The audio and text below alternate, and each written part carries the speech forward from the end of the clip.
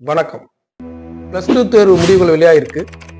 இதுல மாணவ மாணவிகள் நிறைய மதிப்பெண்கள் பெற்றிருக்கார்கள். சிலர் கம்மியா மார்க் எடுத்திருக்காங்க. அதை பற்றி விமர்சனங்களை தவிர்த்து விட்டு ஆரோக்கியமான விஷயங்கள்ல கவனம் செலுத்தணும் பெற்றோர்கள். இதுல ஜோதிடத்துல என்ன மாதிரி அதுல பங்கு அப்படின்னு பார்த்தோம்னா, ஒரு ஜனஜாதகத்தை எடுத்துக்கணும், குழந்தையோட ஜனஜாதகத்தை எடுத்துக்கிட்டு அதுல 2ஆம் இடம் என்பது, லக்னத்துக்கு 2ஆம் இடம் என்பது தொடக்க கல்வி ஸ்தானம். தொடக்க கல்வி என்பது +2 வரைக்கும் இருக்கக்கூடிய கல்வி. அப்ப +2 வரைக்கும் அவங்க என்ன மாதிரி படிப்பாங்க? இப்ப 2ஆம் இடத்துல குரு இருக்காரு, நல்ல நிலையில இருக்கிறாருன்னா +2 வரைக்கும் சூப்பரா படிப்பாங்கன்னு அர்த்தம். அதே 4ஆம் இடத்துல போய் சனி உட்கார்ந்துட்டாருன்னா கல்லூரி படிப்பு அவங்களுக்கு சிறக்காது. அப்ப +2 மார்க் அந்த அளவுக்கு எடுத்திருக்க மாட்டாங்க. இதை ஆய்வு செய்து அதற்கு தகுந்த மாதிரி அவங்களுடைய கல்வியை நம்ம வடிவமைக்கணும். அவங்களுடைய மேற்கல்வியை நம்ம அவங்களுக்கு வழங்கணும். அதுல பிள்ளைகளை போய் ரொம்ப ஃபோர்ஸ் பண்றது, நீ இப்படி படிக்கணும் அப்படி படிக்கணும், ரொம்ப குழப்பம் பண்றது அப்படிலாம் கூடாது. ஒரு சிலர் பாத்தீங்கன்னா 2ஆம் இடத்துல சனியாக இருக்கும். 2ஆம் இடத்துல சனி இருப்பாரு, அதுல நல்லா கூட படிச்சிருக்க மாட்டாங்க. ஆனா 4ஆம் இடத்துல போய் செவ்வாய் உட்கார்ந்து இருப்பாரு, நல்ல நிலையில இருப்பாரு. அப்ப உயர்கல்வி ஸ்தானம் நல்லா இருக்கும். 2ஆம் இடம் என்பது தொடக்க கல்வி, 4ஆம் இடம் என்பது உயர்கல்வி ஸ்தானம். அப்ப உயர்கல்வி ஸ்தானம் நல்லா இருக்கிற பட்சத்துல +2ல மார்க் நல்லாவே வாங்கிடுவாங்க. இல்ல +2ல நார்மல் மார்க்கே வாங்கி கூட கல்லூரி படிப்பை நல்லா படிச்சிருவாங்க, உணர்ந்து படிப்பார்கள். இதுல நம்ம புரிந்து கொள்ள வேண்டிய விஷயம் என்னன்னா, +2 மார்க் வந்துருச்சு, இந்த மார்க்கை வச்சுக்கிட்டு அவங்களுடைய ஜனஜாதகத்துல தொடக்க கல்வி ஸ்தானம் எந்த மாதிரி இருக்கு, உயர்கல்வி ஸ்தானம் எந்த மாதிரி இருக்கு. தொடக்க கல்வி ஸ்தானத்துல குறைவாக இருந்து உயர்கல்வி ஸ்தானத்துல அதிகமா இருந்தா கல்லூரி படிப்பு சூப்பரா படிச்சிருவாங்க. அதற்கு தகுந்த மாதிரி அவர்களுக்கு நம்ம உதவி செய்து கைட் பண்ணி அவங்க நல்ல கல்லூரியில சேர்த்து நல்லா படிப்பாங்கன்னு புரிஞ்சுக்கிட்டு அவங்க நல்லா படிக்க வைக்கணும். அதே தொடக்க கல்வி நல்லாவே இருக்கும், உயர்கல்வி ஸ்தானம் கெட்டு போற பட்சத்துல அவங்களுக்கு உறுதுணையாக இருந்து அதுக்கு தகுந்த மாதிரி கல்லூரிகளை தேர்ந்தெடுத்து உயர்கல்விக்கான கெட்டு போன நேரத்துல போய் அவங்களை இன்ஜினியரிங்ல ஃபோர்ஸ் பண்ணி சேர்க்கறது, அவங்களை நிறைய காசு செலவு பண்ணி மெடிக்கல்ல கொண்டு போய் சேர்க்கறது, அப்புறம் அவங்க படிச்சு முடிச்சுட்டு அரியரோட வெளியே வர்றது, படிப்பை முழுமையா முடிக்காம போறது, இது எல்லாமே அதனால நடக்கக்கூடிய நிகழ்வு தான். அதனால ஜோதிடத்தை வாழ்க்கையின் வழிகாட்டியாக பயன்படுத்திக்கிட்டு தொடக்க கல்வி ஸ்தானத்துல எப்படி இருக்காரு கிரகம், அப்ப அவங்களுடைய பள்ளி படிப்பு எப்படி இருக்கும் +2 வரைக்கும். உயர்கல்வி ஸ்தானம் 4ஆம் இடம், லக்னத்துக்கு 4ஆம் இடத்துல அவங்களுக்கு எந்த மாதிரி பலன்கள்ல இருக்கு, குருவா இருக்காரா, செவ்வாயா இருக்காரா, சுக்கிரனா இருக்காரா, எந்த மாதிரி அவங்களுக்கு இருக்கு அப்படின்றத நீங்க ஆய்வு செய்துட்டீங்கன்னா அதன் மூலியமாக அவர்களுடைய உயர்கல்விக்கு நம்ம உறுதுணையா இருக்க முடியும். பெற்றோர் என்ன பண்ணணும்னா, ஜாதகம் பார்க்கறதுல பெத்தவங்க தான் பாத்துக்கணும், சின்ன பிள்ளைங்க பாத்துக்க வேண்டிய அவசியம் இல்லை. இல்ல சின்ன பிள்ளைங்க தன்னுடைய பொறுப்பை தானே எடுத்துக்கிறாங்க, ஒரு சிலர் தானே படிச்சுக்குவாங்க, வேலைக்கு போய் படிப்பாங்க, ஆதரவு இருக்காது, அவங்க தானே ஆய்வு செய்து கொள்ளலாம், தவறு ஒண்ணும் இல்லை. ஆனா இந்த ஜோதிடம் என்பது அழிவுக்கான பாதை அல்ல, ஆக்கப்பூர்வமான வளர்ச்சிக்கான பாதை, அதுக்கான வழிகாட்டி என்பதை நீங்க புரிந்து கொள்ளணும். அப்ப நம்ம என்ன செய்யணும் அப்படின்னா,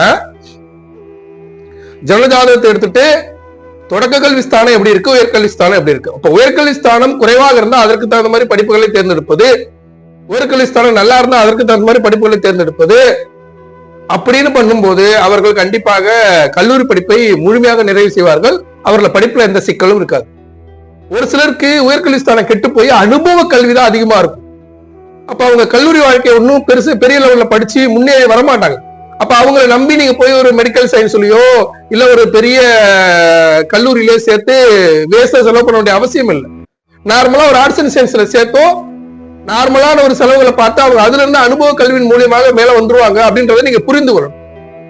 இப்ப நம்ம என்ன பண்ணோம், +2 தேர்வு முடிவு வந்த இந்த நேரத்துல அவருடைய ஜனஜாதகத்தை ஆய்வு செய்து கொண்டு அதன் மூலியமாக அவர்களுடைய கல்வியை தேர்ந்தெடுக்க வேண்டும். இதுல இன்னொரு விஷயம் கூட இருக்கு.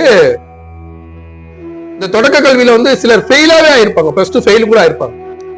அந்த ஃபெயில் ஆனத திருப்பி உடனே அவங்களோட ஜனஜாதகத்தை நீங்க ஆய்வு பண்ணி பாத்தீங்கன்னா உயர்கல்வி ஸ்தானம் நல்லா இருக்கும். அப்ப உடனடியாக நீங்க ஒரு அடுத்து வரக்கூடிய துணைத் தேர்வுல எழுத வச்சு பாஸ் பண்ண வச்சு அதற்கு தகுந்த மாதிரி ஆர்ட்ஸ் அண்ட் சயின்ஸ் போய் அதுல இருந்து மாடுலேஷன் ஆகி பெரிய லெவல்ல போறதுக்கும் அவங்களுக்கு வாய்ப்புகள் உண்டு. உதாரணத்துக்கு சொல்ல போனோம்னா, இப்ப ஒரு +2 மாணவன் நார்மலா மார்க் வாங்கியிருக்கான், அவங்க அப்பாவுக்கு பையன் இன்ஜினியரிங் சேர்க்கணும்னு இருக்கு, அவனுக்கு ஜனஜாதகத்துல 4ஆம் வீடு கெட்டு போச்சு. அதனால அவன் கல்லூரி படிப்பானது மிகப்பெரிய ஒரு வளர்ச்சியை தராத பட்சத்துல அவனை போய் இன்ஜினியரிங்ல சேர்த்து அவங்கள்ட்ட நிறைய பிராடுதனம் பண்ணி போய் சொல்லி ஒழுங்கா படிக்காம அரியர் வச்சு அந்த 4 ஆண்டுகள் வேஸ்ட் செஞ்சு உங்களையும் கஷ்டப்படுத்தி அவனும் கஷ்டப்படுவான். அதே ஒரு பையன் பிளஸ் 2ல ஃபெயில், துணை தேர்வு எழுதி தயாராகிறான். ஆனா அவனுக்கு உயர்கல்வி ஸ்தானம் நல்லா இருந்துச்சுன்னா என்ன பண்ணுவான்னா கொஞ்சம் கொஞ்சமா துணை தேர்வு எழுதி தயாராயிடுவான், பாஸ் பண்ணி ஒரு சாதாரண ஒரு ஆர்ட்ஸ் அண்ட் சயின்ஸ் போய் சேருவான். அதன் மூலியமா படிப்பு மேல ஒரு இன்ட்ரெஸ்ட் ஆயிடும். ஏன்னா 4ஆம் ஆண்டு நல்லா இருக்கு இல்லையா, படிப்பு மேல ஒரு இன்ட்ரெஸ்ட் ஆயிட்டு எளிமையாக என்ன பண்ணுவான்னா தன்னுடைய ஆர்ட்ஸ் அண்ட் சயின்ஸ் படிப்பை நிறைவு செய்வான். ஃபர்ஸ்ட் பேச்சுலர் டிகிரி நிறைவு செய்வான். நிறைவு செஞ்சுட்டு அதுக்கடுத்து பாத்தீங்கன்னா ஆர்வத்துல பேச்சுலர் டிகிரி விளையாட்டா படிப்பான். பேச்சுலர் டிகிரி ஆர்வமா படிப்பான், விளையாட்டா படிப்பான். கொஞ்சம் கொஞ்சமா பொறுப்பு வர ஆரம்பிச்சிடும். ஏன்னா உயர்கல்வி ஸ்தானம் 4ஆம் ஆண்டு நல்லா இருக்கு இல்லையா, அதன் மூலியமா கொஞ்சம் கொஞ்சமா வந்துருவான். அதுக்கப்புறம் டக்குன்னு மாஸ்டர் டிகிரி போட்டுருவான். இப்ப பிஎஸ்சி படிக்கலாம் எம்சிஏ படிச்சிருவான். கடைசியில பார்த்தா இவன் இன்ஜினியரிங் படிச்சவன் ஃபெயில் ஆகி அரியரோட நிற்பான். சாதாரணமா ஆர்ட்ஸ் அண்ட் சயின்ஸ் தேர்ந்தெடுத்தவன் பிசிஏ அதுல விளையாட்டா படிச்சு பாஸ் பண்ணி அடுத்து எம்சிஏ படிச்சு நல்ல நிலைக்கு போய் ஒரு ஐடி கம்பெனில நல்ல பொசிஷன்ல மாசம் 2 லட்ச ரூபா 3 லட்ச ரூபா சம்பளத்துல போய் உட்காந்துருவான். காரணம் உயர்கல்வி ஸ்தானம் நல்லா இருக்கு. அப்ப இந்த உயர்கல்வி ஸ்தானத்தை வைத்துதான் அவருடைய உயர்கல்வியை நம்ம தேர்ந்தெடுக்க வேண்டும். அதே போல இந்த மருத்துவ படிப்புல பாத்தீங்கன்னா நிறைய பேர் குழப்பம் பண்ணிக்கிறாங்க. மருத்துவ படிப்புக்கு மிக முக்கியமானது, நீங்க மருத்துவர் அந்த சிம்பிளை பார்த்தாலே தெரியும், அதுல 2 பக்கமும் பாம்பு இருக்கும். நடுவில் ஒரு கோல் மாதிரி இருக்கு, 2 பக்கமும் பாம்பு சுத்திட்டு இருக்க மாதிரி அதோட எம்பல் வரும். ராகு கேதுடைய நிலை பூர்வ ஜென்ம கர்மா, தந்தை வழி பாட்டனுடைய கர்மா பிதுர் கர்மா, தாய் வழி பாட்டன் பாட்டியோட கர்மா மாதுர் கர்மா. இந்த 2 கர்ம வினையின் காரணமாக அவர்கள் செய்த புண்ணிய கணக்கின் காரணமாக இந்த மருத்துவ படிப்பானது அமையும். இது தெளிவாக நீங்க புரிந்து கொள்ளும். இந்த மருத்துவ படிப்பு வேணும்னா ராகு கேதுடைய நிலைப்பாடு, செவ்வாய் சூரியனோட நிலைப்பாடை வைத்துதான் நீங்க அவருடைய மருத்துவ படிப்பை நீங்க தேர்ந்தெடுக்க வேண்டும். அதுல சரியான அவங்க மருத்துவத்துக்கு போக மாட்டாங்க அப்படின்றத நீங்க புரிந்து கொள்ளணும். அதே மாதிரி செவ்வாய் சனியோட சேர்க்கை, செவ்வாய் சனியோட பலத்தை வைத்துதான் பொறியியல் கல்லூரி இன்ஜினியரிங் காலேஜ் சேர்க்கறத பத்தி எல்லாம் நீங்க தேர்ந்தெடுக்கும். ஒருத்தர் செவ்வாயே கெட்டு போச்சுன்னா அவனை போய் இன்ஜினியரிங்ல படிக்க வச்சா அரியரோட தான் வருவான். 10 அரியர் வச்சுட்டு வெளியே என்ன பண்ண முடியும் அவனால? அப்ப நார்மலா அவனுக்கு ஆர்ட்ஸ் அண்ட் சயின்ஸ் அவனுக்கு என்ன வருமோ, ஜாதகம் என்பது ஜோதிடம் என்பதை வாழ்க்கைக்கான வழிகாட்டி முக்கியமான விஷயங்களை தேர்ந்தெடுப்பதற்காக பயன்படுத்திக் கொள்ள வேண்டும். அதை விட்டுட்டு மூட நம்பிக்கையா போறது என்பது முட்டாள்தனமான ஒரு செயலாக இருக்கும். இப்ப நம்ம என்ன பண்ணணும், உயர்கல்வி ஸ்தானத்தை சரியாக கணக்கிட்டு அதன் மூலியமா என்ன படிப்பா, என்ன முன்னேறுவா, அதன் மூலியமா எப்படி வேலைக்கு போவான், எப்படி அவன் வாழ்க்கை தரத்தை உயர்த்த முடியும் என்று நம்ம யோசிச்சு செயல்பட்டோம்னா அவனுக்கு படிப்புக்கு நல்ல ஒரு ஆலோசகராகவும், நல்ல படிச்சு நல்ல ஒரு ஆரோக்கியமான சமுதாயத்திற்கு அவனை கொண்டு போறதுக்கு ஒரு வழிகாட்டியா இந்த ஜோதிடத்தை பயன்படுத்திக் கொள்ள வேண்டும். இந்த பதிவுல நம்ம சொல்ல வர்றது என்னன்னா, +2 தேர்வு முடிஞ்சு எங்கு படிக்கலாம், என்ன படிக்கலாம் அப்படின்னு நிறைய வகுப்புகள், நிறைய இப்ப நியூஸ் பேப்பர்ஸ் அவங்க எல்லாம் நிறைய மீட்டிங் நடத்துறாங்க. அதையெல்லாம் போய் பார்க்கிறோம்.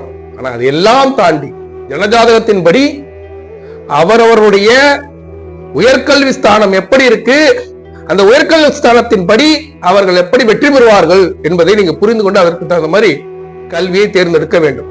ஒரு உதாரணம் சொல்லணும்னா, என்னுடைய அத்தை பொண்ணு அவங்க என்ன பண்ணாங்கன்னா, தொடக்க கல்வி ஸ்தானம் நல்லாவே இல்லை, ஆனா உயர்கல்வி ஸ்தானம் நல்லா இருந்துச்சு. அவளை நான் என்ன சொன்னேன், 10th just pass, 12th normal group எடுத்து சேர்த்து விட்டோம். அதுக்கப்புறம் 12th போய் நார்மல் குரூப்ல படிச்சு பாஸ் பண்ணிட்டா. இதே ஒரு சயின்ஸ் குரூப்போ இல்ல அவளுக்குன்னு பாத்தீங்கன்னா மேக்ஸ் குரூப்போ எடுத்து சேர்த்திருந்தா கண்டிப்பா அவளால பாஸ் பண்ணிருக்க கூட முடியாது. அவ்வளவுதான் அவளுடைய கெப்பாசிட்டி. அது ஃபர்ஸ்ட் தொடக்க கல்வி ஸ்தானம்.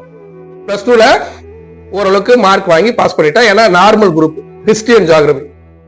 அதுக்கப்புறம் அப்படியே பிஏ ஹிஸ்டரி, எம்ஏ ஹிஸ்டரி.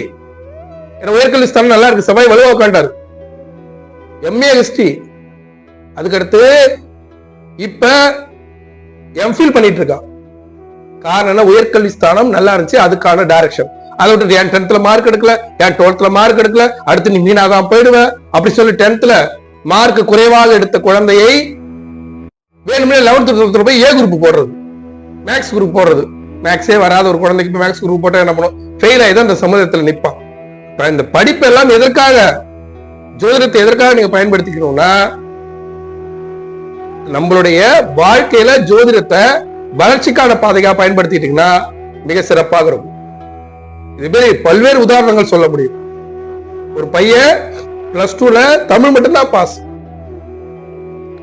அதுக்கப்புறம் அரியர் எழுதி அந்த உயர்கல்வி ஸ்தானம் நல்லா இருந்ததுல அரியர் எழுதி பாஸ் பண்ணி அதுக்கப்புறம் சும்மா விளையாட்ட கரஸ்ல பிஎஸ்சி, அதுக்கடுத்து இன்ட்ரெஸ்ட் ஆகி ரெகுலர்ல எம்எஸ்சி, பார்ட் டைம்ல சென்னையில வேலை பார்த்துக்கிட்டு மெட்ராஸ் யூனிவர்சிட்டியில படிச்சான் என்னோட ஃப்ரெண்டு.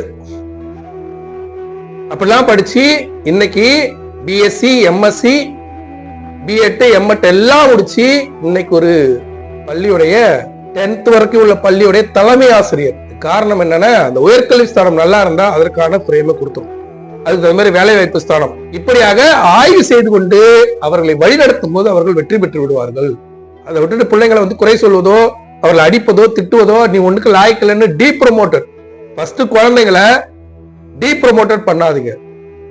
எல்லா குழந்தைகளுக்கும் கடவுள் ஏதோ ஒரு திறமையை கொடுத்திருப்பார். இந்த திறமையின் மூலியமாக உலகத்துல ஜெயித்து விட முடியும். அந்த திறமையை கண்டுபிடித்து அவர்களை வழிநடத்துவதே பெற்றோருடைய கடமை. அதற்கு அந்த வழிகாட்டியா பயன்படுத்துவதுதான் ஜோசியம். இதை சரியாக பயன்படுத்தி பிள்ளைகளுடைய கல்விக்கு உறுதுணையாக இருங்கள். அவர்கள் வாழ்க்கையில் வெற்றி பெறுவார்கள். நன்றி.